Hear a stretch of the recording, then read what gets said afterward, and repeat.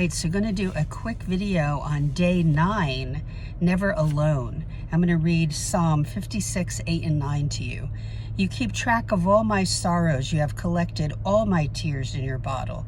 You have recorded each one in your book. My enemies will retreat when I call to you for help. Oh, I love that part of that verse.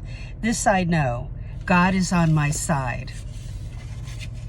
I have been in a battle personally, and I won't go into detail because these devotionals are public.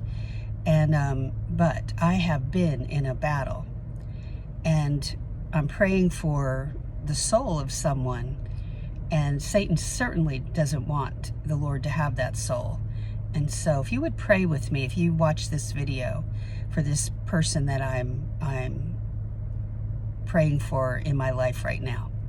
Psalm 56 was written when David was fleeing from King Saul. King Saul wanted nothing but David to be killed, because David was anointed by Samuel to be the next king of Israel. Saul was not measuring up as king. David fled to a city called Gath and pretended to be mentally deranged for his own safety. What drove this man, this fearless warrior, to this state of mind instead of confidently knowing that God would take care of him? David was driven by fear. And this is what I have been dealing with over about 4 months, of fear of pushing forward in something and not knowing if this is what God wanted me to do. But living in fear. And it's mentally exhausting. Instead of and I was giving it to God, and I was learning,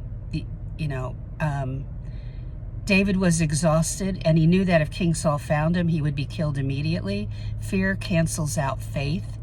Fear can lead to wrongful actions and decisions.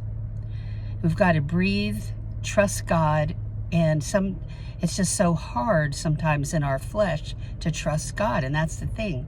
We can't do that in our flesh. We have to, by faith, believe and trust in God. David believed that God was with him despite wrong decisions. He knew that God's hand remained on him, and it was as though God was catching every tear that fell down his cheek. I felt this exact thing. I'm watching House of David season 2 now, and I would tell you to go to Prime Video on Amazon, and if you can watch that series, House of David, please do. It's incredible. David, who would become an adulterer later on and a murderer, could still have that personal relationship with God in a time of need.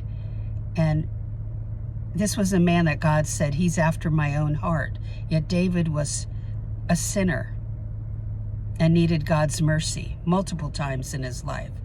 So when you look at David, you can see this is a man who made a lot of mistakes, just as I have.